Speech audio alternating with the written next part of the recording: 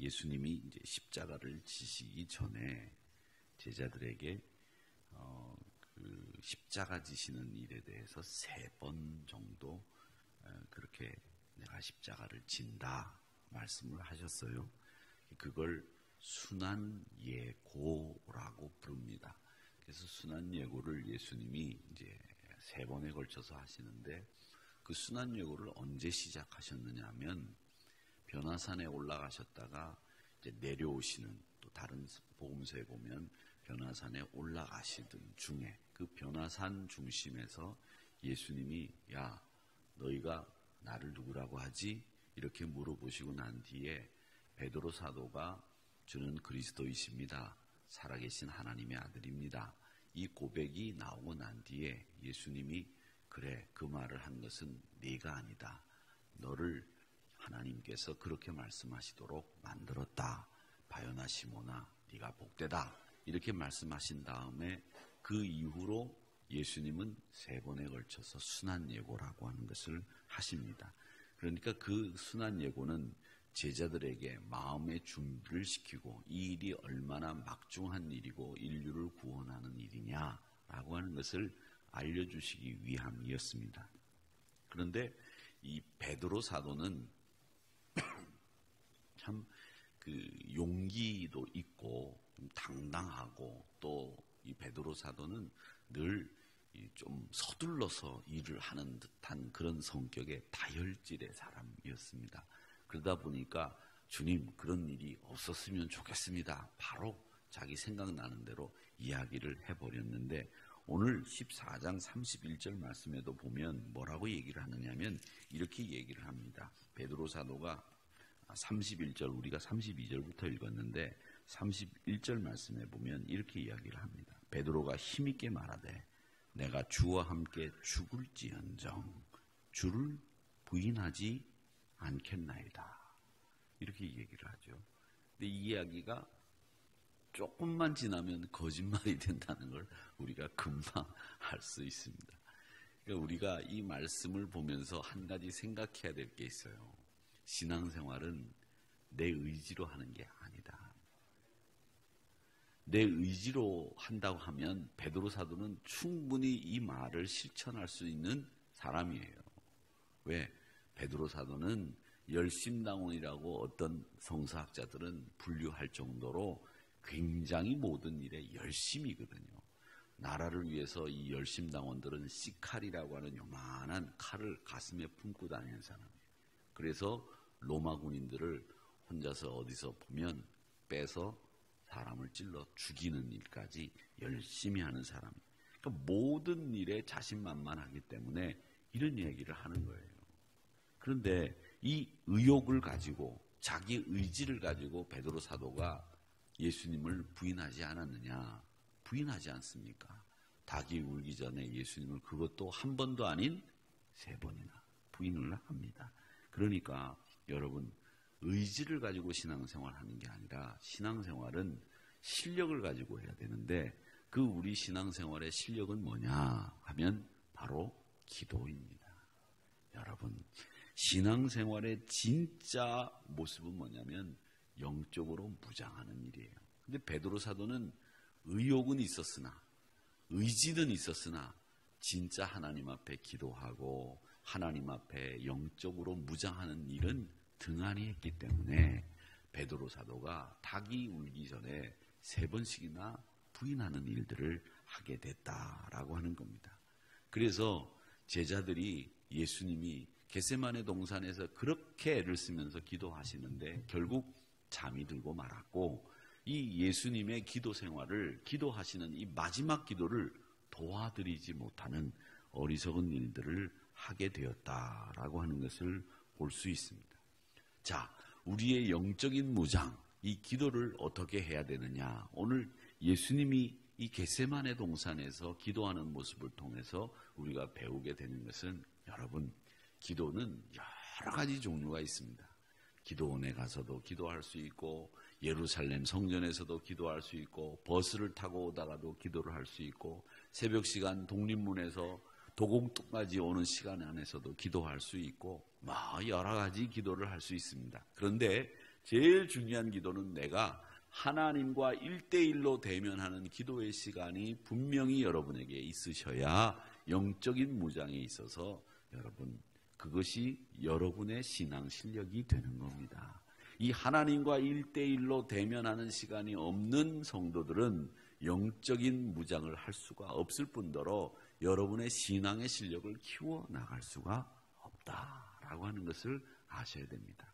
오늘 예수님도 겟세마네 동산에 올라가셔서 제자들과 함께 기도할 수 있어요. 야, 너희들 졸리지? 눈 떠. 그러면서 손잡고 둥그렇게 모여 앉아서 기도하실 수 있었을 거예요. 그런데 제자들과 떨어져서 먼 발치에 올라가셔서 감람산에서 기도하셨다는 것을 보면 이 예수님이 기도에 있어서 영적인 무장이 필요할 때 내가 하나님과 1대1로 만나 기도해야 될 시간이 필요하다는 것을 아셨다라고 하는 것을 우리는 여기서 배우게 되는 겁니다.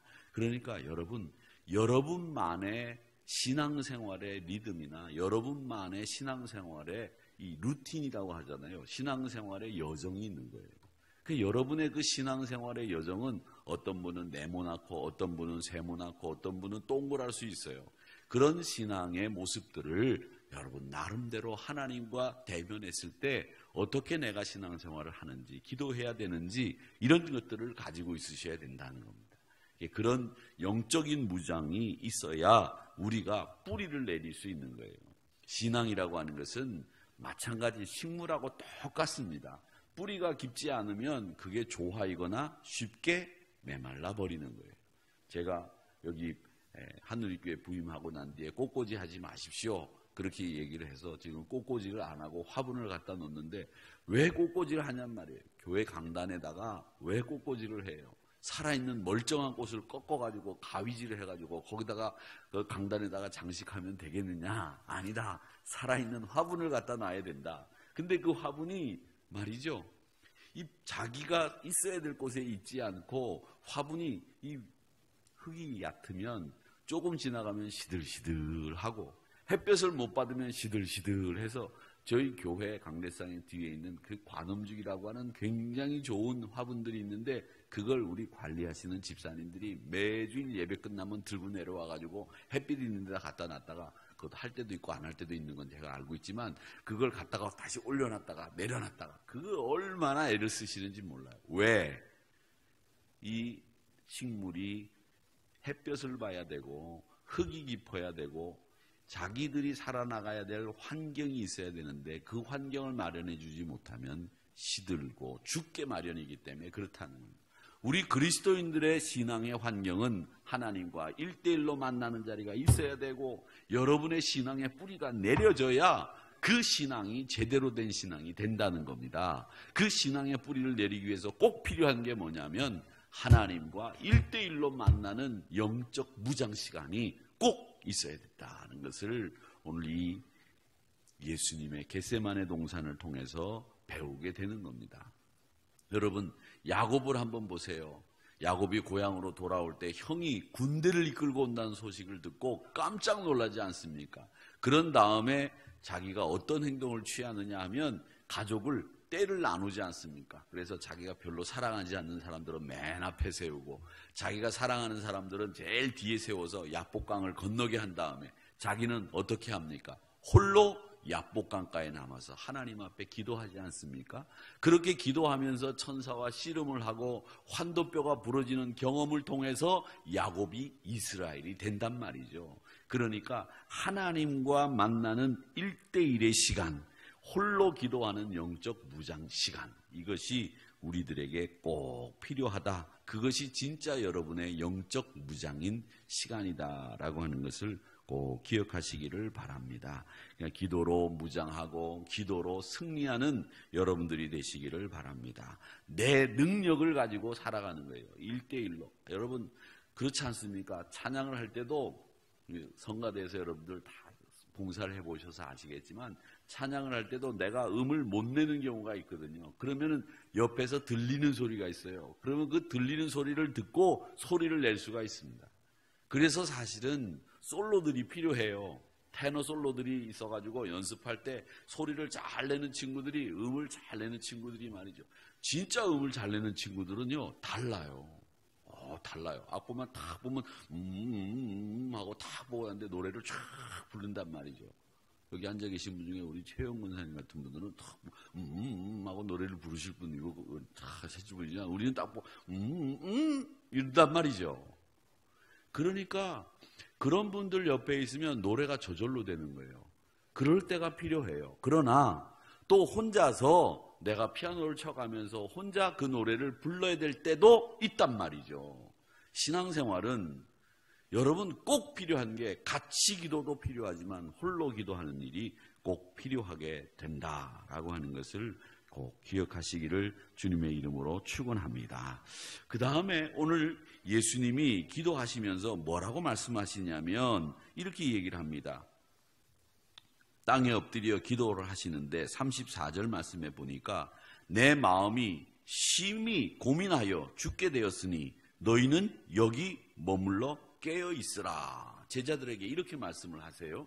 자, 심히 고민하여 죽게 되었으니 라고 하는 이 말씀을 예수님이 하시는 이유는 뭐냐? 하나님 앞에 기도하러 나갈 때는 가식 없이 위선 없이 있는 그대로 하나님 앞에 기도하는 거예요. 이게 참 중요한 것 같아요. 예수님도 내가 가야 될 길인데 가지 아무 소리 하지 않고 나가신 게 아니라 자기의 있는 모습 그대로 하나님 앞에 내어놓고 기도하셨다는 사실을 배우게 됩니다. 그러니까 여러분 기도하실 때는 하나님 앞에 나왔을 때는 하나님 앞에 내 모습 그대로 내놓고 기도하는 거예요. 이게 영적 무장에 있어서 정말 필요한 일이라고 하는 것을 여러분 꼭 기억하시기 바랍니다. 요즘 사람들 보니까 말이죠. 우울증에도 참 많이 걸리는 것 같아요. 왜 우울증에 걸리느냐? 우울증의 가장 큰 원인은 분노예요. 분노. 우울증이 분노하고 상관이 없는 것 같지만 이 분노에 사로잡히면 우울증으로 빠지는 거예요. 분노를 처리를 못해서 우울증에 사로잡히는 거죠. 그런데 그 우울증이 왜 오느냐? 우울증이 가장 많이 오는 이유는 뭐냐? 자기 자신에게 솔직하지 못했기 때문에 우울증이 오는 거예요. 울고 싶을 때는 자기 자신에게 솔직해야 돼요. 울어야 되는 거예요. 웃고 싶을 때도 웃으셔야 돼요. 그래서 어떤 분들이 우울증이 오느냐? 웃긴 얘기하는데도 안 웃는 분들, 울어야 되는데도 안 우는 분들, 이런 분들이 우울증이 오기 쉬워요. 근데 여러분들은 제가 조금만 이상한 얘기만 해도 그냥 막 웃으시니까 여러분들은 우울증 올 리가 없단 말이죠.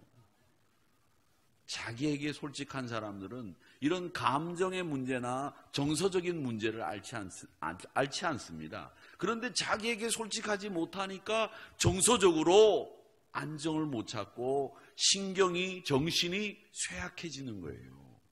자기에게도 솔직하지 못하니까. 자기에게 솔직해야 하나님 앞에도 솔직한 거죠. 하나님 앞에 내가 하나님 심히 고민하여 죽게 되었나이다. 예수님도 천하의 예수님도 자신의 어려움을 하나님 앞에 이렇게 토로할 수 있는 솔직함이 있었기 때문에 우리는 기도할 때에 하나님 앞에 기도할 때에는 이렇게 솔직하게 내놓을 수 있는 기도 제목들이 있어야 된다는 겁니다. 하나님, 저는 다 연약합니다. 저는 부족한 것뿐입니다. 제가 이렇게 약합니다.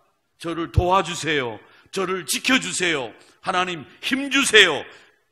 저를 위해 기도하는 기도의 동지들을 만들어주세요. 이렇게 솔직하게 기도하는 일들이 우리에게 필요하다는 겁니다. 그래서 영적 무장에 있어서 제일 중요한 두 가지 원칙을 오늘 이 겟세마네 동산에서 기도하시는 예수님을 통해서 배우는 거예요. 홀로 1대1로 하나님과 만나는 영적 무장의 시간이 우리에게 필요합니다.